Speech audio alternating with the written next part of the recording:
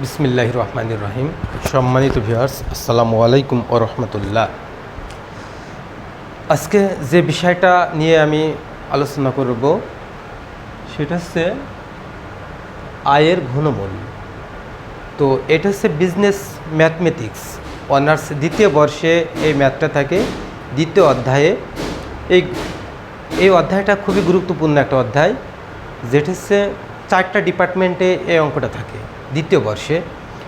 তো অ্যাকাউন্টিং ডিপার্টমেন্টের দ্বিতীয় বর্ষে, management department, banking and finance ডিপার্টমেন্টে এবং হচ্ছে মার্কেটিং ডিপার্টমেন্টে, 4টা ডিপার্টমেন্টেই এই অঙ্কটা থাকে এবং খুব গুরুত্বপূর্ণ এবং বিচক্ষণ একটা অঙ্ক। তো আয়ের ঘনমূল নির্ণয়। তো আয়ের যদি ঘনমূল নির্ণয় করি আমরা, তো সেক্ষেত্রে হচ্ছে আমরা ঘনমূল বলতে কি আমরা বোঝানো হচ্ছে এইটা বোঝানো হয় সমান, এখানে আমরা একটা এক্স মান ধরে নেব, এইটা ঘন বোঝানো হয়।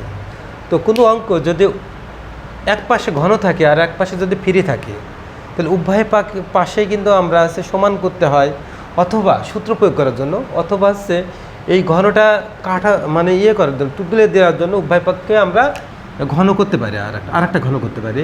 তাহলে √3√i এটা আমরা ঘন করছি সমান x³ এখানে আমরা লিখব যে হচ্ছে ঘন করি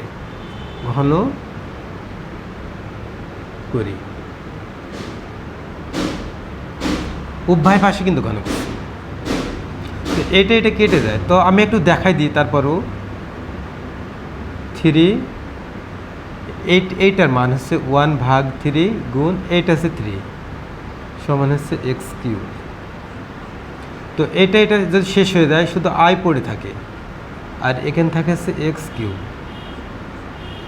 দেখেন এখানে হচ্ছে একটা বিষয় হচ্ছে আমাদের একদিকে হচ্ছে কিউব আছে, কিন্তু আর একদিকে শুধু আই। তো একদিকে কিউব আছে আর একদিকে আই, এটা যদি আমরা সূত্রর মাধ্যমে তৈরি করতে চাই, তাহলে আমাদের একটা সূত্র হচ্ছে -1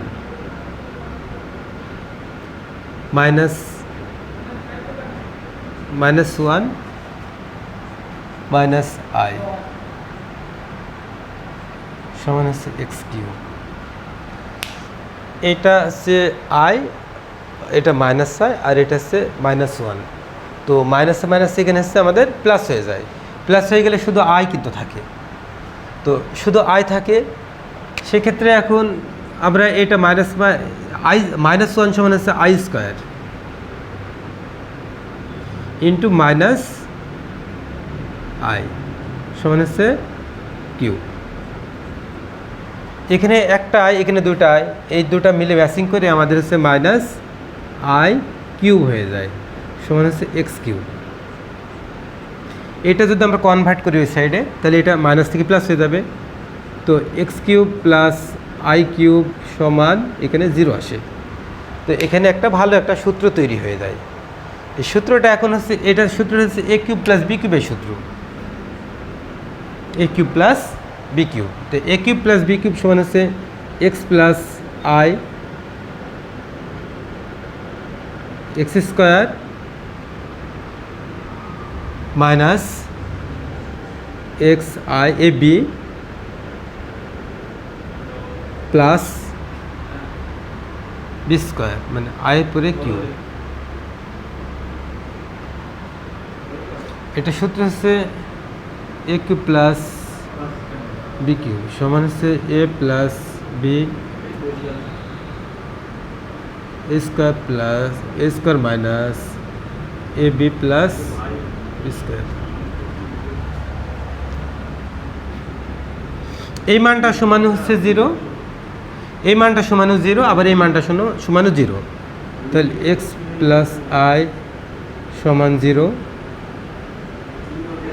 x সমান -i। একটা মান আমরা পেয়ে গেছি, দেখেন x সমান -i।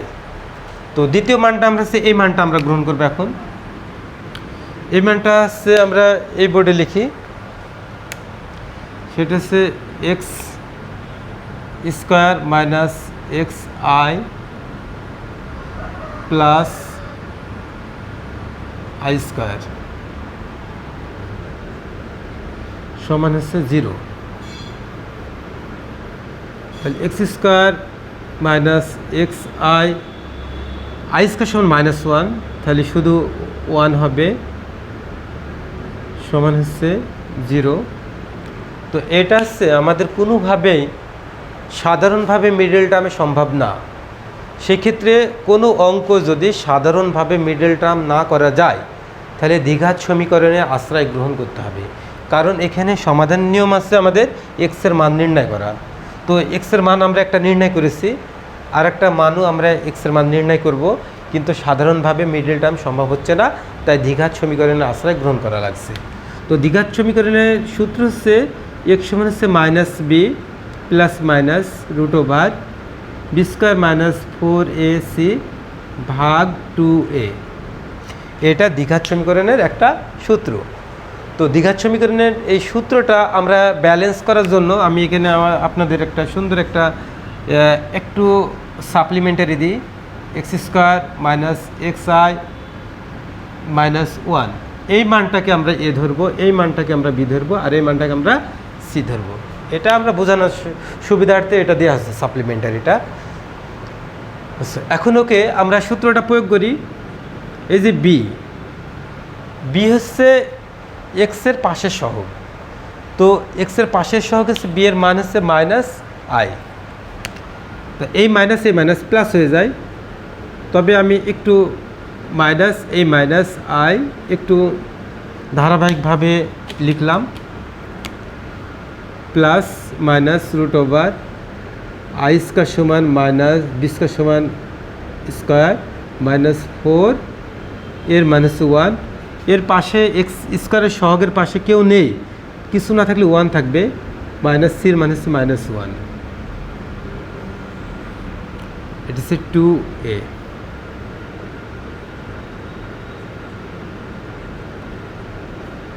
তো মাইনাসে প্লাস হয়, প্লাস লেখা লাগে না, প্লাস মাইনাস √/b²। মনে করেন যে এটা হচ্ছে b² i², আর দুটা মাইনাসে অলরেডি আমরা দুটা মাইনাসের পরে যদি স্কোয়ার দিই, সেটা অটোমেটিকভাবেই কিন্তু হচ্ছে আমাদের হচ্ছে প্লাস হয়ে যায়। তো সেই ক্ষেত্রে এই মাইনাসটা গ্রহণযোগ্যতা আর পায় না। তো i² সমান -1, এই মাইনাস আর এই মাইনাস প্লাস হয়ে যায়, 4 একে 4 সমান এখানে হচ্ছে 2, এটার মান হচ্ছে 1, মানটা বসানো লাগবে এখানে। তাহলে 2 একে 2, এক্স সমান হচ্ছে i প্লাস মাইনাস √/4 ভিতরে 1 বাদ দিলে 3 থাকে, সমান হচ্ছে 2। তো এক্স সমান হচ্ছে a প্লাস i/b আকারে এটা বোঝানো যায়। তো এক্স সমান হচ্ছে i প্লাস মাইনাস √/3, একবার প্লাস দিয়ে কাউন্ট করা যায়, একবার মাইনাস দিয়ে কাউন্ট করা যায়। এটাই অ্যান্সার রাখলাম আমরা, আর ভাঙলাম না। জাস্ট ইনশাল্লাহ মনে হয় অঙ্কটা সুন্দরভাবে বুঝতে পারবেন। আমি অত্যন্ত সূক্ষ্মভাবে এবং সুন্দর ক্যালকুলেশনের মাধ্যমে অঙ্কটা বোঝাইছি। তবে আয়ের ঘনমূলটা আসার সম্ভাবনা 100 প্রায়, প্রতিবারই এখান থেকে অঙ্ক আসে। শুধু আয় না, এখানে কয়েকটা ফিগার আছে, -i আছে এবং 1 আছে, এটারও কিন্তু অঙ্ক হয়। তো ধারাবাহিকভাবে এগুলো আমরা দেখানোর চেষ্টা করব ইনশাআল্লাহ। আসসালামু আলাইকুম।